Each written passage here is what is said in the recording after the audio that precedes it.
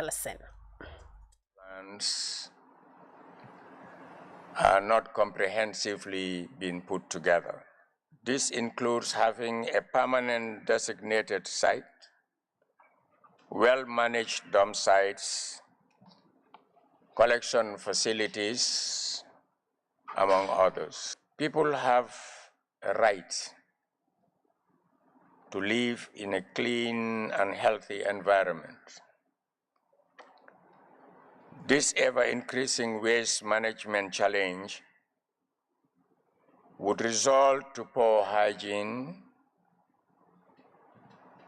pollution of our natural resources, including water bodies, soil, and air quality, as well as increasing human and animal diseases associated with poor waste management.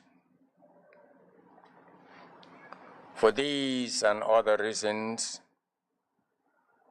we are delighted to have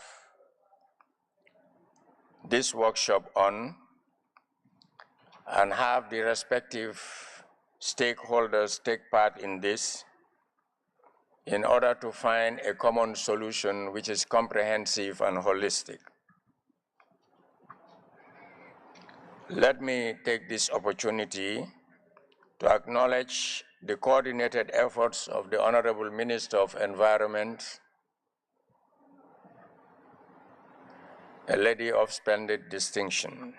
I understand that this is the first dialogue that has brought together all key stakeholders in waste management, and the objective is to find a comprehensive, sustainable solution to waste problems.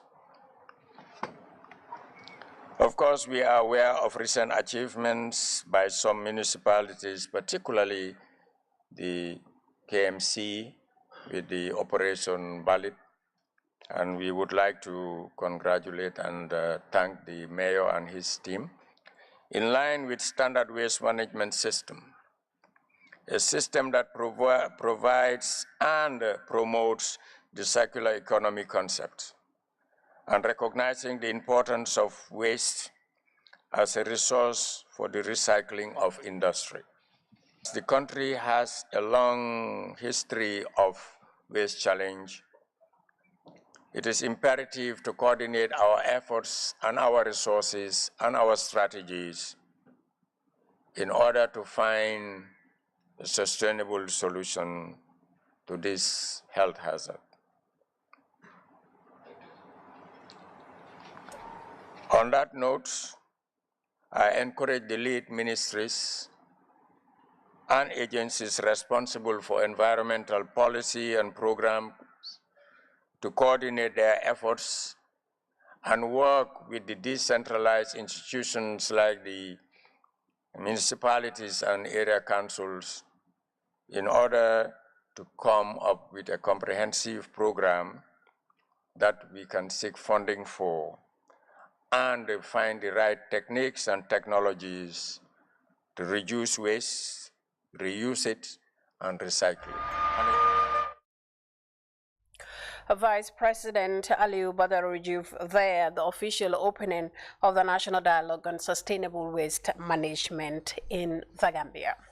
Well, the Office of the Clerk of the National Assembly wishes to inform the public that the National Assembly will convene its first extraordinary session in the 2022 legislative year on Thursday, 28th July 2022 at 10 a.m. to consider urgent matters of the state, including the ratification of signed loans from the Kuwaiti Fund and Islamic Development Bank to finance the Bertil Hardin Highway and the University of the Gambia, and a revised budget 2022 for the consideration of the National Assembly to accommodate civil service salary increment.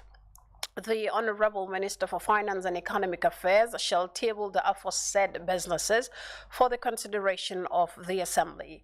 Sitting commences at 10 a.m. prompt. All those who wish to attend the sessions are requested to obtain an admittance card from the Office of the Clerk at the entrance of the National Assembly. The public is reminded to comply with general safety measures and COVID-19 standard dress code required, and also observe the silence rule rule throughout proceedings at the Assembly, it concludes. And now, the Gambia state broadcaster, GRTS, appeared before the National Assembly Select Committee on Public Enterprises on Monday for the presentation of its activity report and financial statement for the year ended 2020. Janketre was there, and she now tells us more.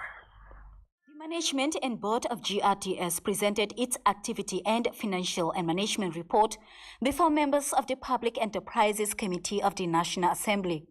The parliamentary oversight activity is a crucial step monitoring the operations of public enterprises, prescribing processes to ensure accountability of national institutions to the Assembly. The presentation of annual activity reports to the Parliament is a key National Assembly function, promoting efficiency, transparency, and probity in public sector undertakings. Delivering the broadcaster's management activity report, Malik Jeng, GRTS Director General, highlighted key milestones undertaken by the public broadcaster and challenges hindering the institution's activities, saying financial and human resources constraints, amongst others, have constantly impeded the broadcaster's development strategies. Although financial, human resources, and other logistical constraints continue to pose serious obstacles against our many development strategies, the corporation has managed to consistently try to meet its obligation in delivering basic service and has significantly improved the quality over the recent years. It has successfully covered all major national events, no matter where they take place. We provided live coverage of the opening of the bridge and the market in Basse and the launching of the OMVJ power system in Soma. While competition remains a challenge for both radio and TV, as a result of the existing liberal market and the proliferation of private radio and TV stations, the GRTS management is putting in concerted efforts to implement carefully defined marketing strategies. DG Jeng also commended the efforts of the Gambia government in providing vital subvention support and expressed optimism that similar gestures will be offered to the state broadcaster. We cannot end this statement without thanking government and the National Assembly for the SAP allocation to GRTS in June 2021, which came in very handy. On behalf of the board and management, we gratefully acknowledge such assistance by the government through our line ministry, and we hope to receive similar assistance in the future to take GRTS to the desired level as a national broadcaster and the leader in Gambian broadcasting. The latest financial report presented total incomes covering fiscal outcomes for the year ended 2020, noting several degrees in revenue yield for the year under reviewed, reaching $54 million, which represent 27% of overall income earnings.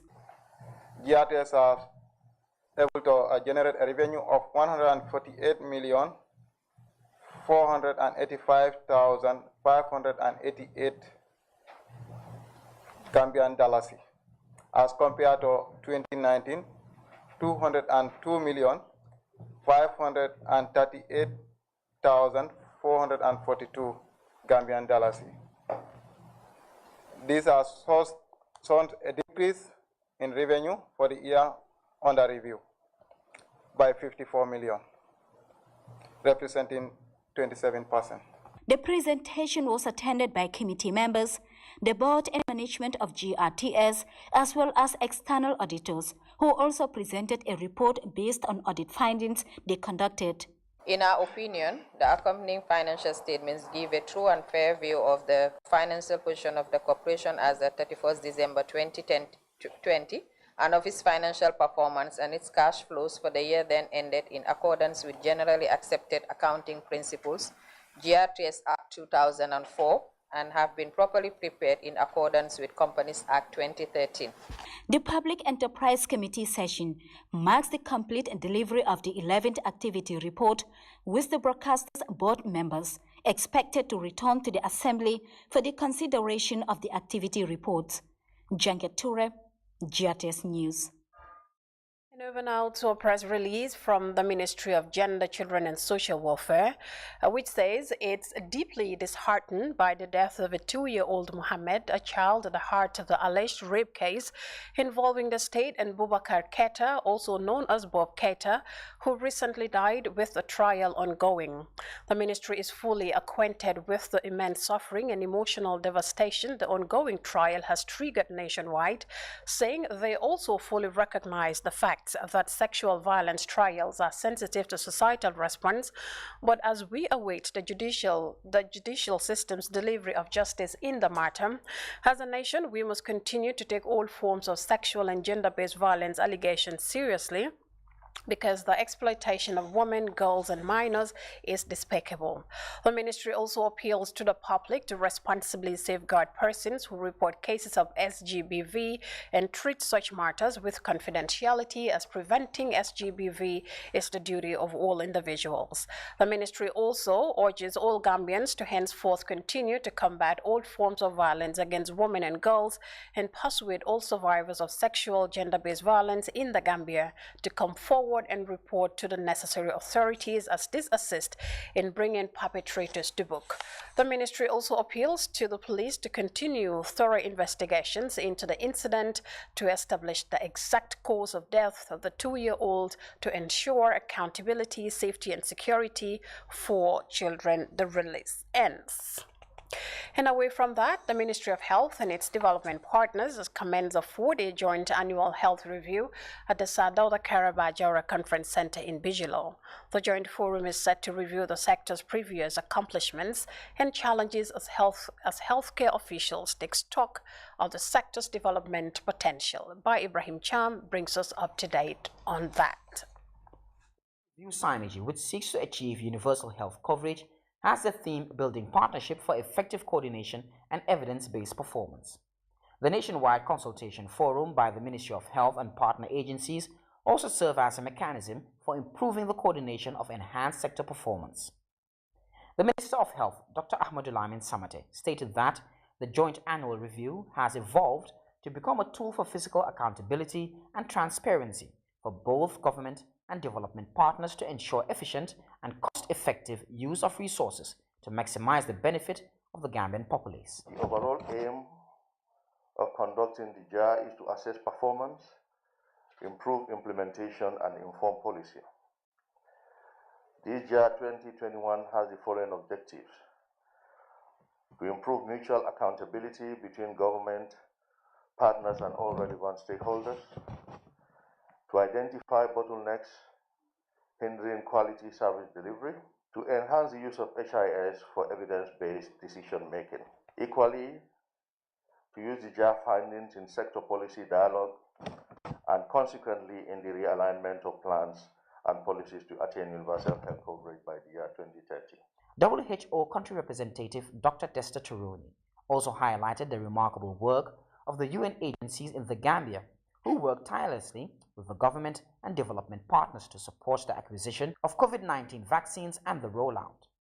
The WHO country rep further stated that they have been supporting the coordination of the emergency response team to strengthen the point of entry surveillance, trained health and social workers to enhance their skills in an effort to fight against the COVID-19 and other diseases. Jibril Jaju, Director of Planning and Information Systems, gave a brief presentation of the year's performance based on the data provided by the Health Directorate and the way forward for the sector. And we also plan to actually develop, HIV tracker, TB tracker, community-based surveillance, tracker, immunization tracker, malaria tracker, HMIS, antenatal tracker, ELMIS, EMA, and then, the establishment of health observatory and training of healthcare workers. These are very crucial advancements in terms of digitization of the health sector. We want to go live, and each of these areas that we have mentioned, we have started advanced progress. It is expected that the 4-day forum will help guide the players at the health sectors on the same vision and agenda to work towards a more efficient and effective health sector in an effort to achieve universal health coverage throughout the Gambia. Reporting for GRTS News, I'm by Ibrahim Cham. And elsewhere, the National Water and Electricity Company has finally delivered the final round of compensations to beneficiaries in Jambur. The scheme saw 30 title deeds presented to people affected by the ongoing solar plant project being implemented under the Gambia Electricity Restoration and Modernization Project in Jambur. Khadija Tujala has more on that development.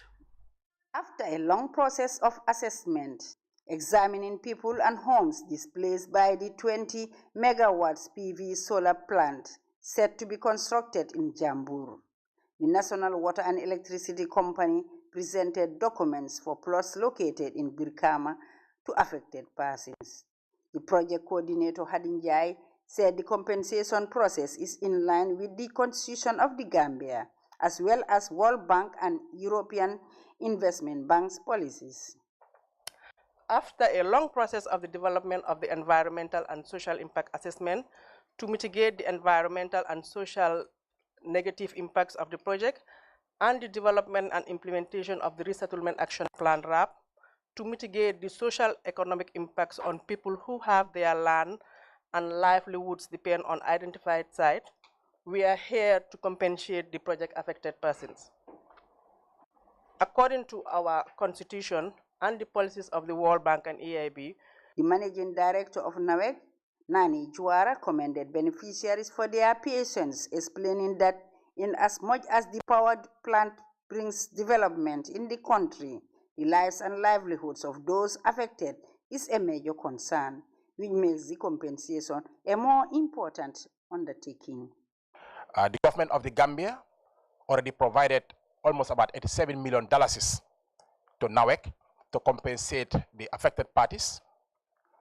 Some opted for cash, and we have already compensated those affected parties in the past. This is much more difficult because we also have to secure land somewhere to be able to compensate the affected parties who opted for land to land. This process has not been easy because we have to be very sure that we are compensating the right affected parties. Because most of the time, if we don't have the right documentation, you might compensate somebody, and eventually, if it happens to be the wrong person, then it can complicate issues.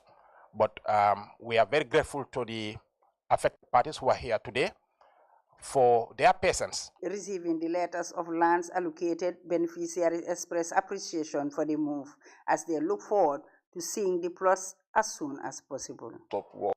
So we started, negotiating with NAWEC. It has been a long period, negotiating with NAWEC, having series of meetings with NAWEC, until finally, today, alhamdulillah, they are funded over our title deeds to us, and we are very grateful.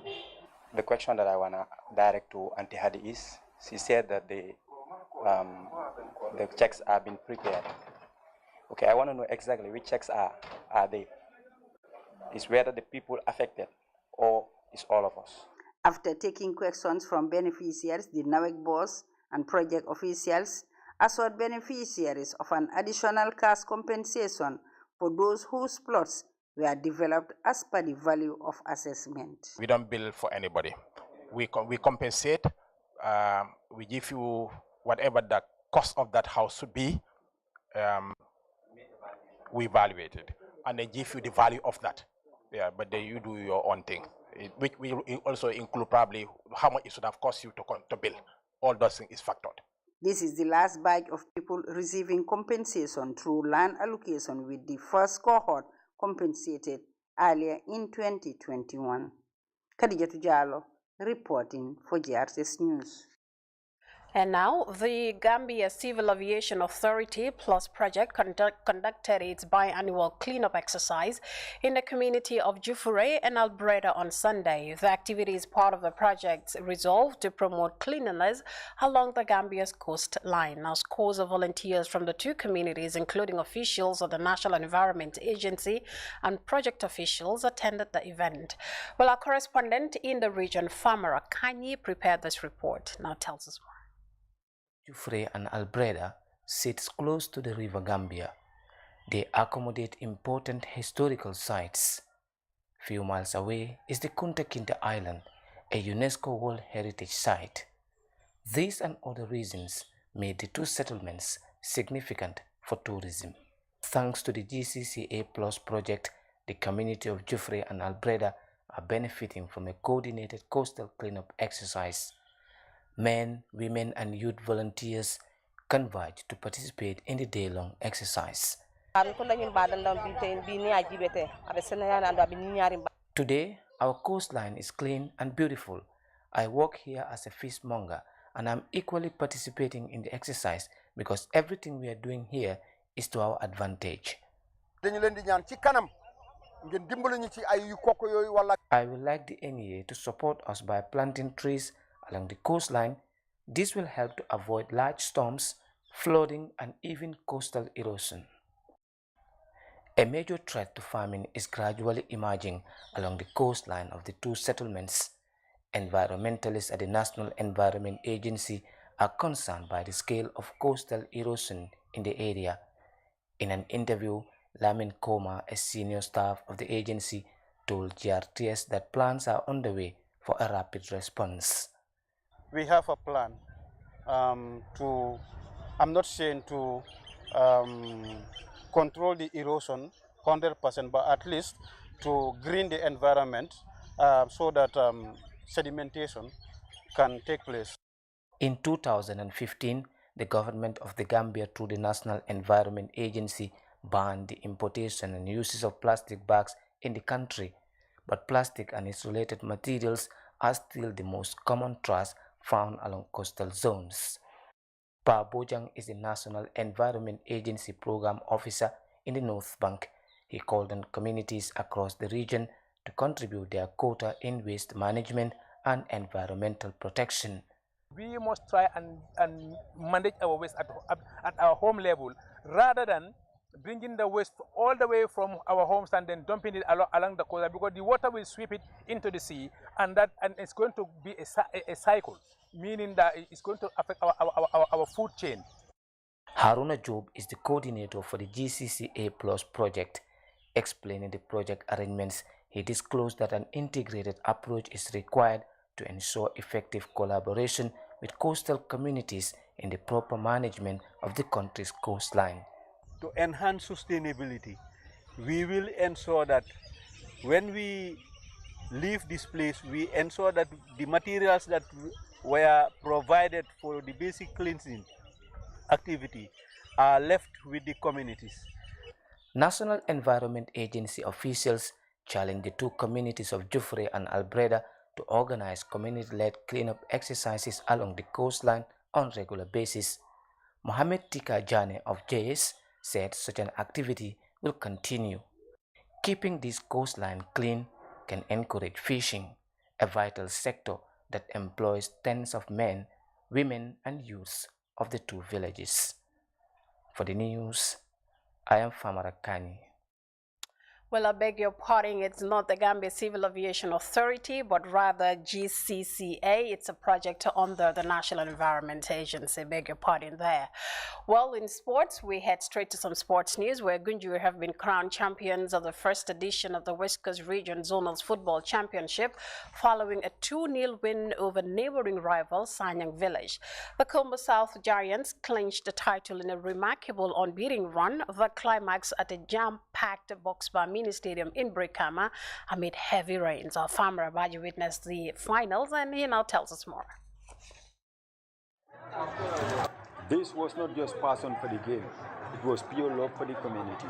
Despite the heavy rains, the supporters of both Gunjur and Sanyang stormed the Boxbar Mini Stadium to cheer and witness the final.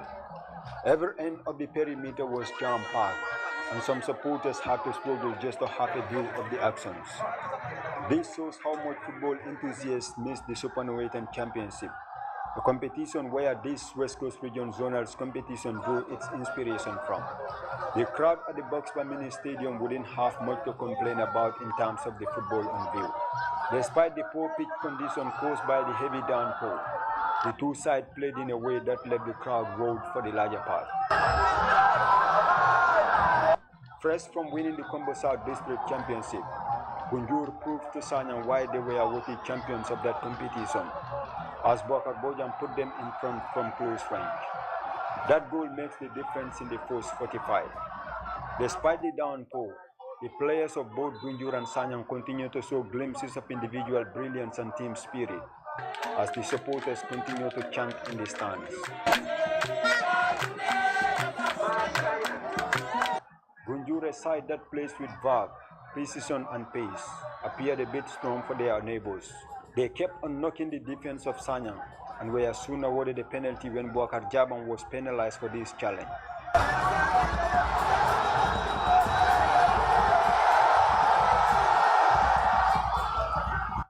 And Gunjur's Bouakar Bojan stepped up to complete a brace and makes it 2-0 to Gunjur.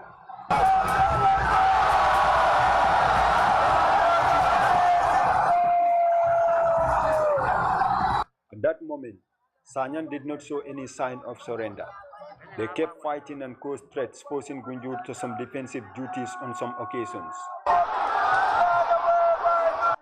Sanyang's closest attempt came when they were awarded a penalty after a foul by Salif Toure.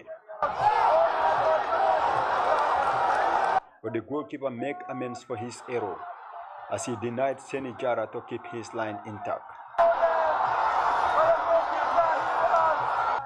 There were further chances from both ends in the remaining minutes, but Gunjur will go on to celebrate another title with their supporters with a deserved 2-0 win over their neighbors and rivals Sanyang. It feels so shocking, so bad, so disappointing. You know, it's not easy for you to lose a final. You know, it's very hard for us. You know, but nonetheless, football is lose and win. We have to accept that, you know, they defeat us. To be frank enough, they have played well and they have deserved to win the game. When we select the team, people thought that they are young boys, they are inexperienced, but today they won everything. So this is football. You have to believe the process and you have to believe the work that you don't do with them, you know. Anytime you're working with a group of young players, if you put, it's a matter of instilling the courage and then the determination in them. If they have that, they can prove it beyond any level. Organizers say they are impressed with the first edition of the West Coast Region Zonals Championship. We should also cherish this and at least keep it up. Even if we are going to honor the GFF zonals, it is good that we also embrace this one and we continue to have it as an annual event. It brings the entire West Coast together, especially those zones that are recommended by the GFF. So it is good, so the ambience, at least you and I witness. So it is definitely great and I want it to be a continuity. From conquering Combo South to now conquering the West Coast region, this was a delightful evening for Gunjur, whose coach Leman Barrow was awarded the most outstanding coach, as his side won the title unbeaten. Gunjur's captain Ibrahim Njai received the leading goal scorers award, while his teammate and the hero for the day, Bouakar Bojang, was the player of the tournament. From the pride to the awards, Gunjur deservedly scooped the honors. Another title in the cabin. Football is truly on the rise in Dabanani. Famara Baji, GRTS News. Congratulations to Gunjur as crowned champions of the first edition of the West Coast Region Zonals Football Championship. And now still in sports, the Gambia's chess team has arrived in India earlier on Monday for the 44th International Chess Federation Olympiad Championship hosted by India's eastern city, Chennai, where more than 200 countries will compete in a major chess tournament from the 27th to the 10th of August 2022. Now, Team Gambia traveled to the event with 10 participants, including one voting delegate and team head. Now, the Gambia's participation was funded by Global Chess Buddy, FIDE, and the Gambia Chess Federation. Well, all the best to Team Gambia there. Well, we will be looking at, of course, news beyond our shores, but before that, we'll take a quick break. When we return, we'll look at the internationals. Just stay with us.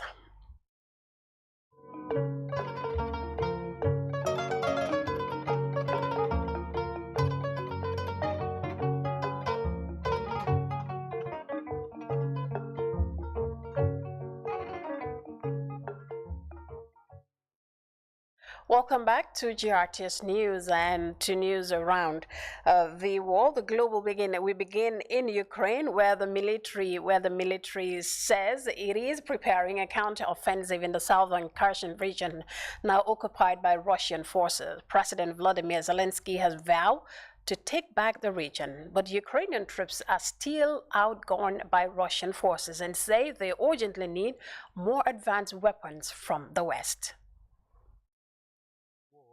This village uninhabited, except for a few stray pets and these Ukrainian fighters, as they wait for the order to begin Ukraine's promised pushback towards the strategically and symbolically important city of Kherson, currently under Russian control.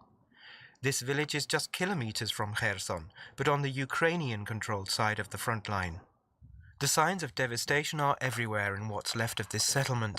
In his nightly address, President Volodymyr Zelensky vowed to take back Kherson and said Ukrainian troops were already making headway there.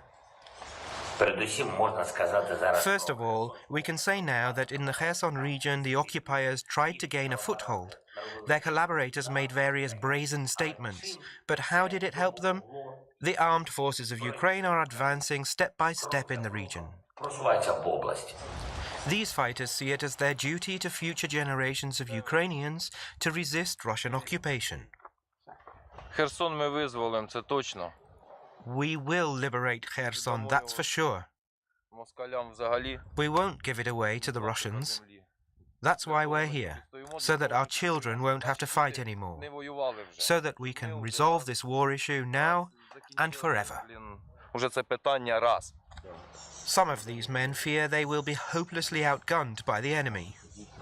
Ну, я думаю, не хватает нам очень артиллерии. We really don't have enough artillery here. Не хватает очень сильно, потому что... If we fire 8 times at them, they fire back 48 times. For now, they have superiority in artillery. Наши 8, так сказать, выстрелов, ихних 48 идет, понимаете? Коммуникации выводят. And both Ukrainian officials and Western analysts fear the imminent battle for Kherson could be the start of the bloodiest phase of the war so far.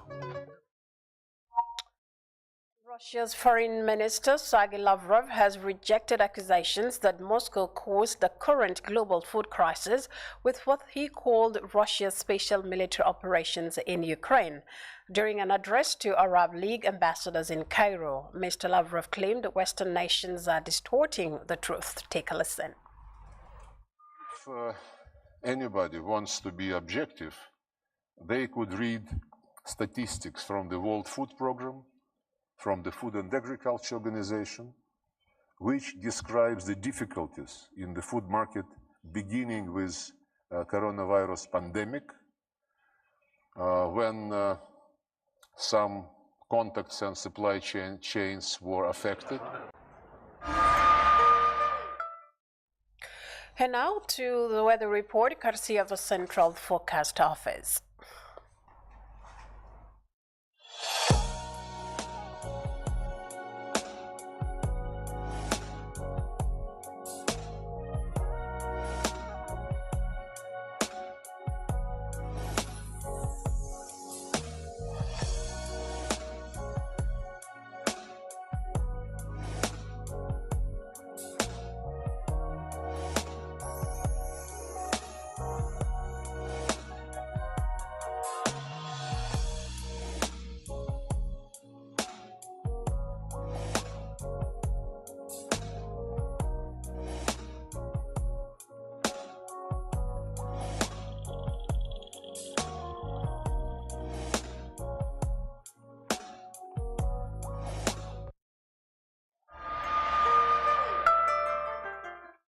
And that was the weather update, courtesy of the Central Forecast Office, and it brings us to the end of this edition of the news here on GRTS with me, Fatu Janimbai. But before we go, a quick reminder of our top stories once again. A participatory approach to tackle waste management in the Gambia. The Vice President has presided over the official opening of the National Dialogue on Sustainable Waste Management.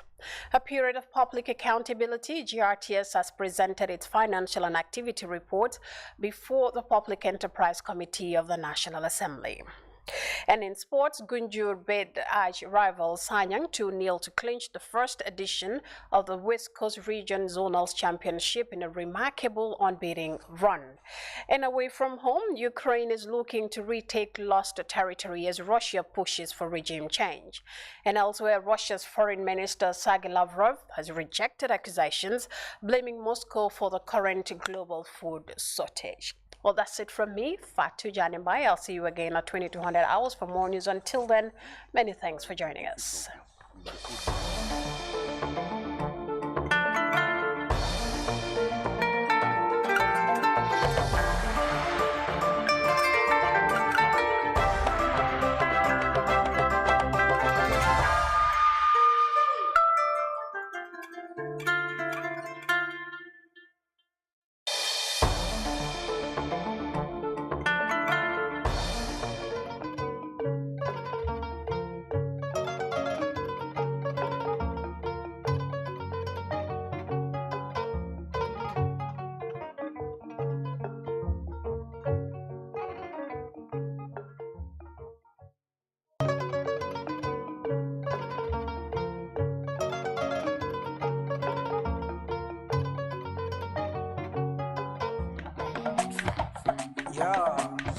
ay ci sama gars yi namoon ngeen ma xam naa ne nag maa leen gën a fuuf nii laa koy defee jëfi nin daanaan wax ndank def lu bari jox ma bi iko konkoto muru koto le konkoto kuto koto bala koto keba koto dinañ la feccal regentas dinañ la feccal regentas yow da ngay xaar ñu xool bi jaar foofu xar ñaar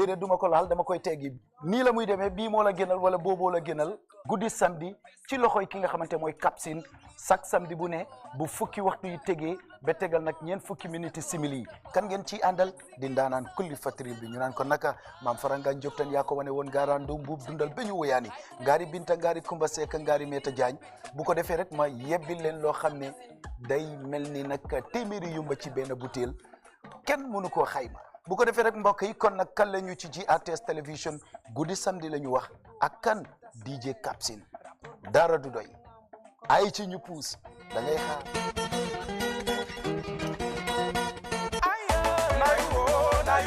nous sommes bien installés bébé oh bébé mon bébé viens t'amuser Africa va baptiser la disciple I'm a big up yourself DJ Senator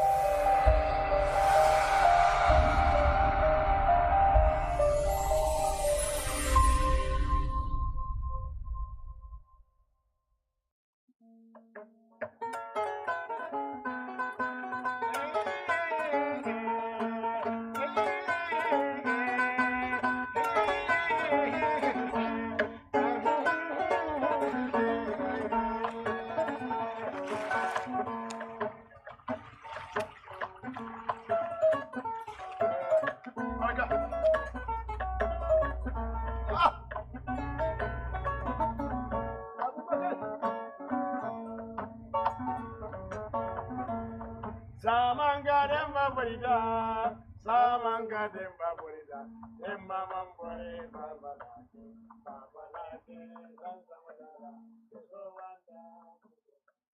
Present-day Darsilami, a home to great minds and champion farmers of the Gambia's North Bank region, a community endowed with a rich history of trading, agriculture, and Islamic scholarship. The community is agrarian, and crop production remains a venture for both men and women. Peanuts, rice, goose, and millet are productive in this part of the country thanks to its fertile lands. Ibrahim Nana Jangu Ofana is the founder of Darsilami in 1395. Darsilami Mamara Asutara Waturko, 1395. The beginning of the dry season is also a good time for salt mining, and the main drivers of the mining sector are women. Men of the village are mainly engaged in field crop production. Salt mining has been in this village for years. For me and my brothers, we found the people of Darsilami, our mothers, our grandmothers, our aunties doing salt mining. And we grew in that process. And it's a major source of livelihood for the people of Darsilami in those days. For us, salt mining has been here since time immemorial.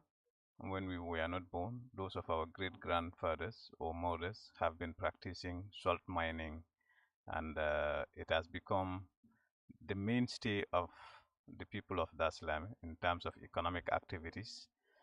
It is crudely produced, and it is sold within the environment, like within the surrounding environment in the satellite communities, and at times if they have the means of transporting it, they sold it very far.